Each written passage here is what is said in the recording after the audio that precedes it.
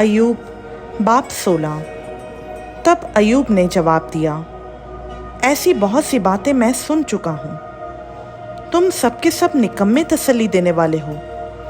क्या लघु बातें कभी ख़त्म होंगी? तू कौन सी बात से झिड़क कर जवाब देता है? मैं भी तुम्हारी तरह बात बना सकता हूँ।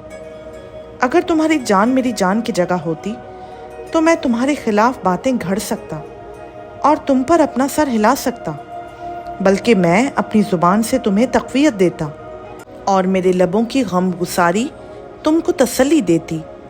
अगरचा मैं बोलता हूँ पर मुझको तसल्ली नहीं होती, और गो चुपका भी हो जाता हूँ पर मुझे क्या राहत होती है। पर उसने तो मुझे बेजार कर डाला है। तूने मेरे सारे जत्थे को तबाह कर दिया है।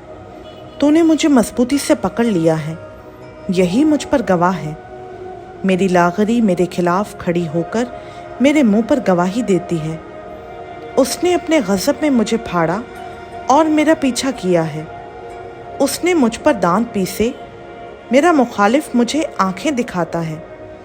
उन्होंने मुझ पर मुंह पिसारा है, उन्होंने तंजन मुझे गाल पर मारा है। वो मेरे खिलाफ इकट्ठे होते हैं। खुदा मुझे बेदीनों के हवाला करता है और शरीरों के हाथों में मुझे सुपुर्द करता है। मैं आराम से था और उसने मुझे चूर चूर कर डाला।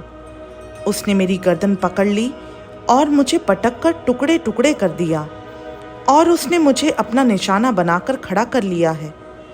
उसके तीर अंदाज मुझे चारों तरफ से घेर लेते हैं। वो मेरे गुर्दों को चीरता है और रहम नहीं करता, और मेरे पित्त को ज़मीन पर बहा देता है। वो मुझे ज़ख्म पर ज़ख्म लगाकर खस्ता करता है। वो पहलवान की तरह मुझ पर धावा करता है। मैंने अपनी खाल पर टाट को सी लिया है और अपना सींग खाक में रख दिया है। मेरा मुंह रोते रोते सूज गया और मेरी पलकों पर मौत का साया है। अगरचा मेरे हाथों में जुल्म नहीं और मेरी दुआ बेरिया है।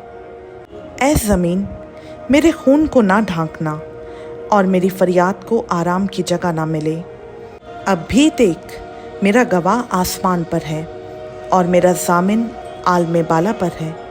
मेरे दोस्त मेरी हकारत करते हैं, पर मेरी आँख खुदा के हुजूर आंसू बहाती है, ताकि वो आदमी के हक़ को अपने साथ और आदमजात के हक़ को उसके पड़ोसी के साथ कायम रखे।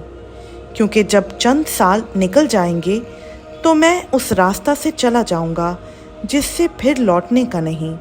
खुदा उनका पाक कलाम का पढ़ा, सुना, समझा और कबूल किया जाना हम सबों के लिए बाइस बरकत हो। आमीन।